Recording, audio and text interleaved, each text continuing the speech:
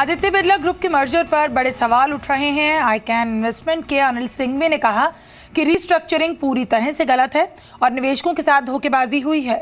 उन्होंने इस पूरी रिस्ट्रक्चरिंग मामले की सेबी के साथ जांच कराने की मांग की। सिंघवी ने कहा कि खबर आने से पहले एबी मनी में जोरदार तेजी क्यों आई, लगता है फैसला आने से पहले खबर लीक हुई है। एबी मनी पिछले 2 दिनों में शेयर 55% कैसे चढ़ा और कुमार मंगलम बिरला पर सवाल उठाते हुए सिंघवी ने कहा कि फैसला पूरी तरह गलत है। तो बहुत ही बेकार काम हुआ है। बहुत ही मेरे ख्याल से तो इसमें सेबी का इन्वेस्टिगेशन भी होना चाहिए कि काफी दिनों से इसके ऊपर बहुत काम आप देखें तो ट्रेडिंग पैटर्न्स देखें एबी नूवो का, उसी हिसाब से शेयर पहले रैंप अप हो गया, फिर कहीं से लीक हो गई खबर और फिर वो सारा काम हो गया। काफी लोग कल की न्यूज आने के पहले निकल गए।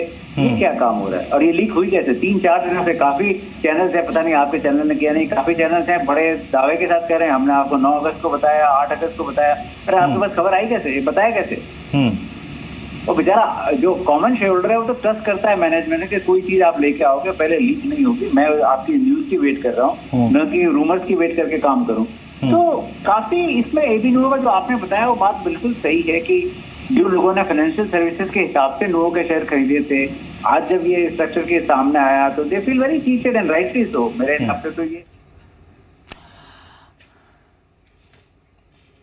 एचडीएफसी सिक्योरिटीज के वीके शर्मा ने कहा कि एबी ग्रुप किसी प्रमोटर्स के पक्ष में है, इससे छोटे निवेशकों को नुकसान पहुंचेगा।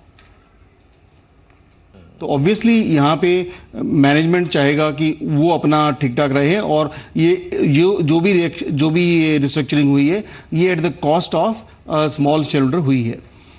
आइडिया को पैसे चाहिए आगे चलते हुए, तो उसके तहत ये हुआ है।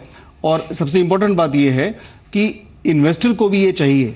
अब ये देखते हैं कि अगर सेम ग्रुप की कंपनी लें, अगर हम ग्रेसिम को देखें और अल्ट्राटेक को देखें तो मेजॉरिटी ऑफ ग्रेसिम इन्वेस्टर्स ने इसलिए उसमें निवेश किया है, अगर उन्होंने हाल ही में निवेश किया 1-2 साल के अंदर, वो इसलिए कि सीमेंट अच्छा करेगा और अल्ट्राटेक पे डिस्काउंट पे ये कंपनी मिल रही है, तो क्यों नहीं हम ये डिस्काउंट सह लें और अभी इसको ले लें, लॉन्ग टर्म में अच्छा है। तो ये ध्यान रखा जाना चाहिए कि इस तरह का जब ये एक्सरसाइज होती है तो वो बाकी जो अन्य बिजनेसेस हैं ग्रुप के, और क्योंकि होल्डिंग कंपनी है तो उसके तहत आप एक्सपोजर अपना बढ़ा रहे हैं। मैनेजमेंट के किसी भी डिसीजन को जिसको चेंज कर सकता है, लेकिन कुल मिला के ये इन्वेस्टर के लिए जो होना है वो हो चुका है। पर अभी अल्टीमेटली ये बिल पास जिस तरह से सेटलमेंट करना चाहती है मैनेजमेंट, उस तरह से शायद पास ना हो। अल्टीमेटली जो आम आवाज है वो शायद सुनी जाए।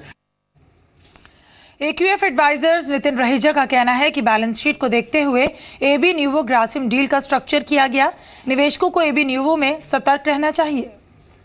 ये डील जिस हिसाब से स्ट्रक्चर की गई है वो मोर कंपनी ने अपने बैलेंस शीट को देखते हुए, क्योंकि उसके आगे जो आइडिया का जो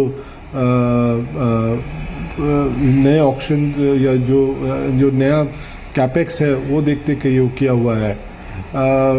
तो हमारा मानना ये था, जब हम पहले भी एबी नूवो को देखते थे तो सम ऑफ द पार्ट्स वैल्यूएशन हमको 1250 नज़र आ रहा था।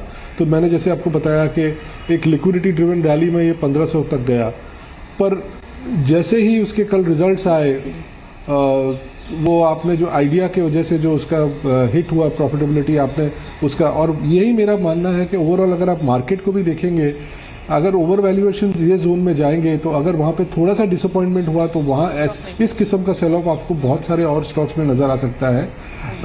तो इसीलिए हमारा मानना है थोड़ा सा अभी कॉशियस रहना जरूरी है।